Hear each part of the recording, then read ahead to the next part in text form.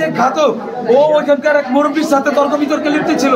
এই বিষয়টা যখন ও ছাড়াইতে যাওয়ার পরে কোনো কথা নাই, একটা ব্যাপারে যে তুই আসছিস কেন ছাড়াইতে, এই সমস্ত কথাগুলো বলে পরে ডাইরেক্ট হচ্ছে গিয়ে একটা ছুরিকাঘাতি করে পুরো হৃৎপিণ্ডের পাশ দিয়ে হচ্ছে গিয়ে আপনার ঢুকে।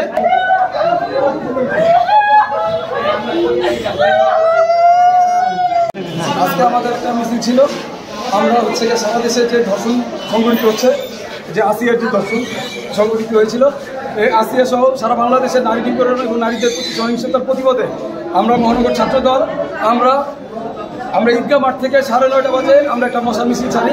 এই মশা মিছিলে সারা চক্কর আমরা প্রেস ক্লাবের দিকে আমরা যাই। প্রেস ক্লাবে যাওয়ার পরে প্রেস ক্লাবে যাওয়ার পরে আমরা ওইখানে সমাবেশটা শেষ করার পরে আমরা চলে যাচ্ছিলাম। তো আমি যেতে আমি সান্ত্বনার নিচে আমি চলে গেছি।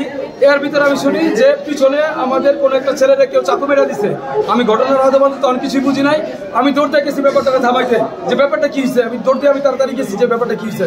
যাওয়ার পর দেখি আমি যাইতে দেখি আমার যে ছেলেটা আছে, আমার ছাত্র দলের যে কর্মী নাম অপূর্ব মাছদাই থাকে, ওরে হচ্ছে গিয়ে আপনার ওরা 2-3 জন, ওর সাথে যারা 2-3 জন ছিল ওরে নিয়ে হসপিটাল নিয়ে যাচ্ছে।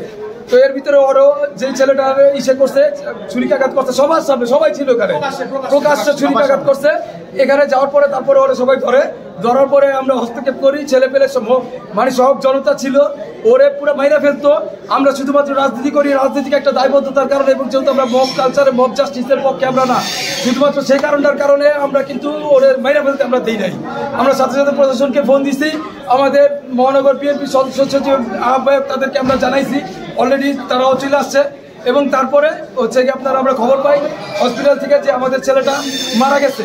এখানে ঘটনা যেটা হয়েছে প্রত্যক্ষদর্শী যারা ছিল ওর সাথে, এটা আপনারা দেখছেন যে আমরা মিছিল নিয়ে যাওয়ার পরে ওরা আমরা যখন চলে যাচ্ছিলাম, আমাদের এই কর্মী ওরা 2-4-5 জন ওরা একটু পিছনে ছিল।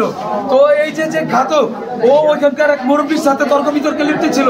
এই বিষয়টা যখন ও ছাড়াইতে যাওয়ার পরে কোনো কথা নাই, একটা ব্যাপারে যে তুই আসছিস কেন ছাড়াইতে, এই সমস্ত কথাগুলো বলে পরে ডাইরেক্ট হচ্ছে গিয়ে একটা ছুরিকাঘাতি করে।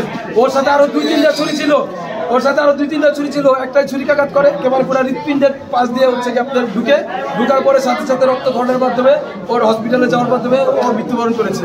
এই হচ্ছে কি আপনার আমার জানা মতে আমার বলার কথা মানে বলা চিপাই থাকে, ঠিক আছে। চিন্তায় ওরা দেখলে বুঝা যায় মাদকাসক্ত, ওর কথাবার্তা পুরো অসংলগ্ন, ওর চেহারা ছিল সবকিছু হচ্ছে কি আপনার মাদকাসক্ত এবং চিন্তাকারীর মতন, ঠিক আছে। লোকজন ওরা মেরে ফেলতো, মেরে ওরা ঝুলাই রাখতো। এ কারণে কিন্তু আমরা পুলিশের কাছে সুপর্দ করছি। ওর বাপ মাও আসছিল, পরে লোকজন দিকে ওরা চলে গেছে। এখন আর ডিটেইলি আমি অসম্ভব আমাদের দায়িত্ব মানুষ মেরে ফেলতো, আমরা কাছে রাখছি।